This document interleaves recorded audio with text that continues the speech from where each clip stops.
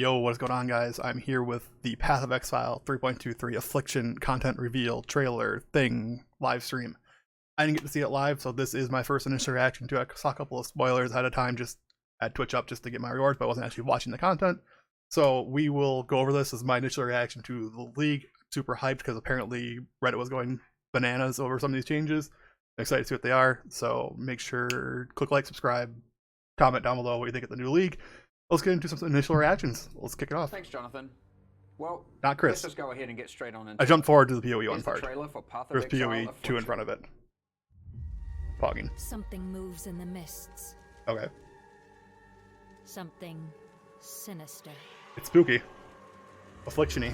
I like it. Thorn. Rot. Plague. Okay. And claw. Sick. The affliction spreads. I saw they were going to the woods, so this looks pretty cool. Hungers for more. Sick theme. It looks cool. Like cinematically, this looks awesome. The boss? Which shifts and fights. Okay. Except Kinda edgy. help, the New ascendancies! power Will of Pog! the What? What is this? 1, 2, 3. Normal, like normal ascendancy stuff? What's this? The little ones off this one. Warlock of the Mists. Alright. Alright, I'm listening. Beware the spirits that yearn for freedom.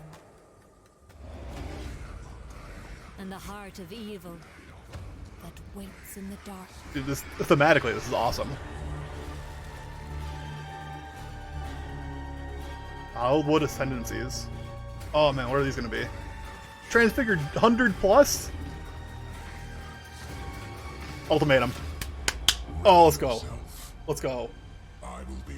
Oh, so good. Let's go. Actual Juice League. They used the month, man. They used it. Oh my goodness, let's go. Hype me up. Give me more. December 8th. Alright, December 8th. Let's go. 1 week. Tell me. Talk to me. In the Affliction League, you will encounter sacred wisps, which beckon you to enter overgrown passageways. Okay, so in map. Viridian Wildwood. In map, it takes you somewhere. Okay. A vile affliction has covered this forest with a foreboding darkness. You'll need to uncover the forest mysteries to put a stop to the source of the affliction. Right, so you're gonna walk into the circle in your map, and this it's gonna get dark around you, and you're gonna have somewhere to go. That's what I'm getting out of this. As you approach the darkness, the wisps burn away its affliction. Make sure you tread carefully, because they only have a limited amount of power. But be warned, the darkness is full of cursed monsters that emerge to kill you. That's sick. That's awesome. As you explore, you might see other types of wisps trapped inside the darkness. Okay. The Wildwood is trying to guide you towards clues about its affliction. Follow the trails of wisps by collecting them, and you may uncover many different secrets. New characters to find, shrines, boss battles, and all kinds of new encounters are lurking in the forest just waiting for you to discover them. Okay. There are many rewards to earn for those brave enough to seek them.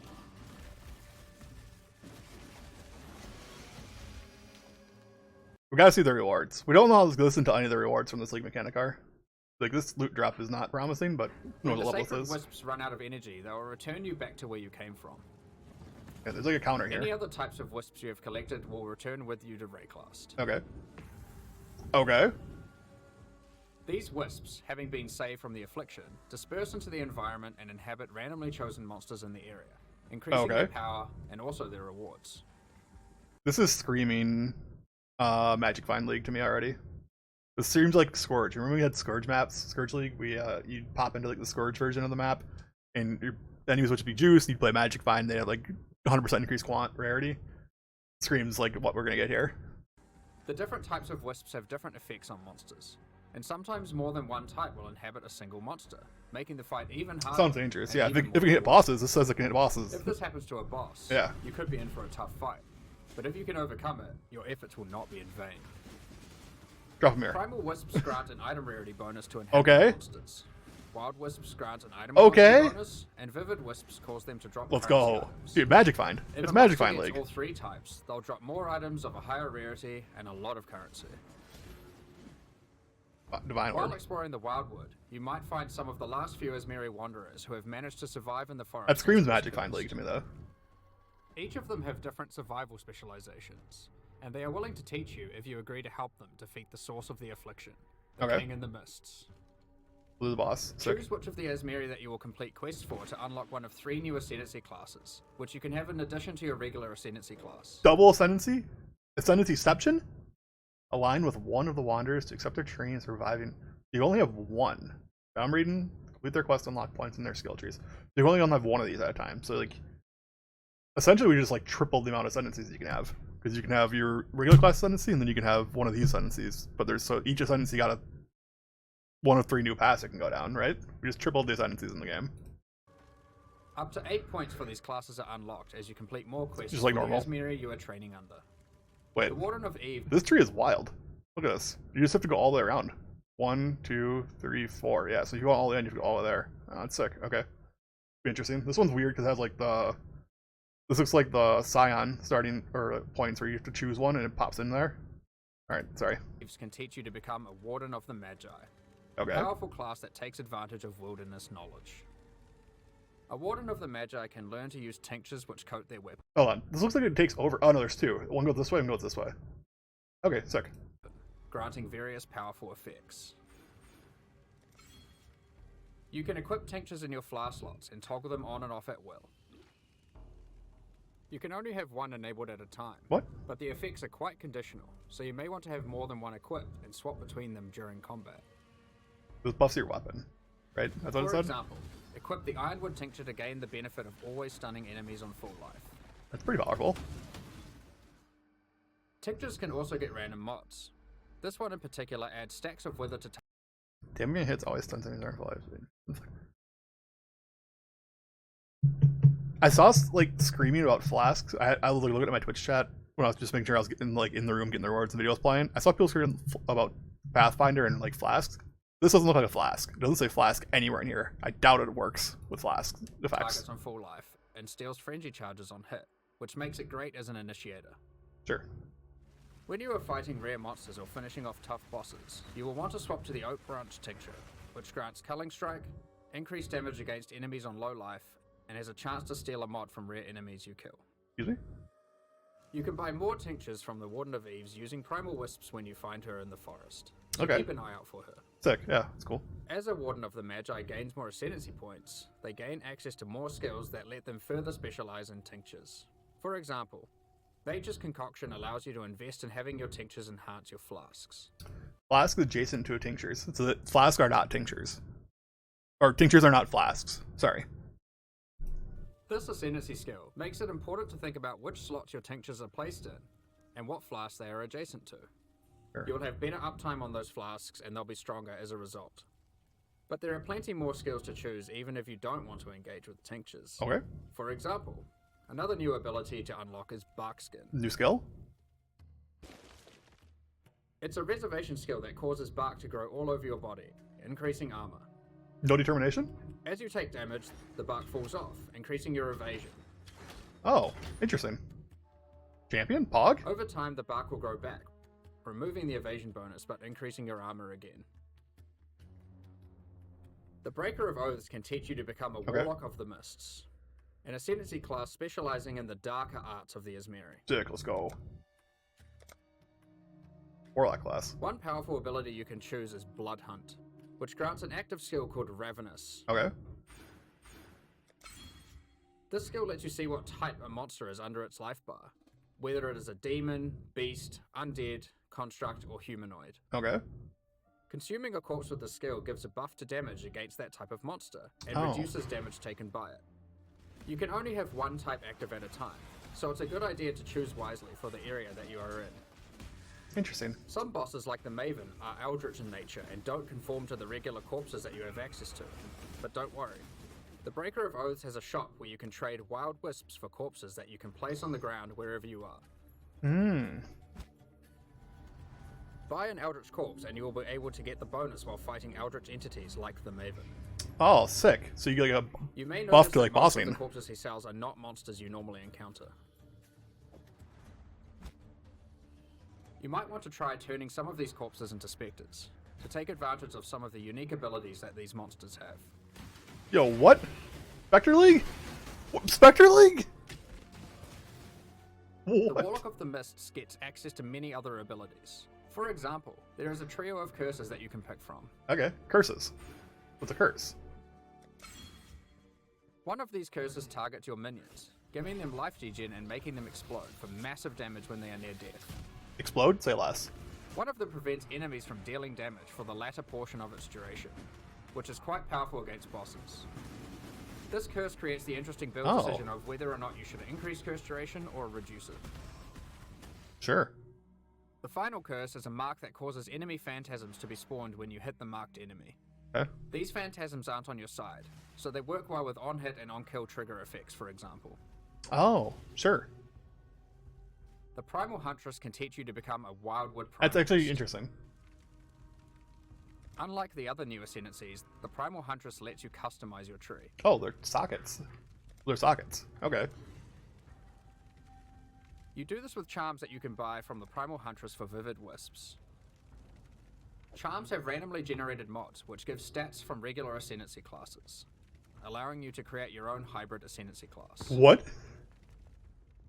Charms are magic items that are aligned with different attributes. So for example, this Ursine charm is strength aligned, and has gotten the melee hits have a chance to fortify stat from the champion, and the ability to stop your movement speed going below base from the Juggernaut. Excuse me? This interline Corvine charm lets you get the stat that makes your consecrated ground effects linger from the Inquisitor. And the We get the occultist explode on any class? It's not as good. 13% chance, but what? We get more than one, right? Oh, I never have to play occultist again. effect that makes cursed enemies explode from the Occultist. Some of the combination of mods that you might find for sale on charms can be extremely powerful, so keep a lookout for the Primal Huntress's shop even if you are not playing as a Primalist. Oh, dude. As a Primalist, What? you also get access to a few other interesting abilities. Use Warcries next to corpses and they have a chance to drop an extra item. It opens nearby chests too. There we go. The Primalist also gets access to a small extra backpack, just in case you find yourself needing to cart more items to town during your map runs. Oh, okay. Interesting. If you are unhappy with the class you picked, or you just happen to find a really great item for another one of the classes, you are able to change which class you are using next time you find one of the Asmeri Wanderers. That's good. You can switch rooms whenever you want them. Just remember that you will have to do their quests in order to gain the Ascendancy points never for mind. that class. You like get to keep the These points? quests will lead you towards the ultimate goal of the Asmeri, finding the King in the Mists, defeating him, and cleansing the forest of its affliction once and The for all. boss. Sick. I'm in. Sold. There are new uniques to find, rewards to claim, Dude, and new new ascendancies ascendancies. to master in the That's affliction. insane. Now that we've covered what's in the league, Ultimatum. let's talk about some of the Ultimatum. changes you can expect to the All right, core let's game. recap that quick. 3 new ascendancies to every class. Essentially, we essentially just tripled our amount of classes combinations.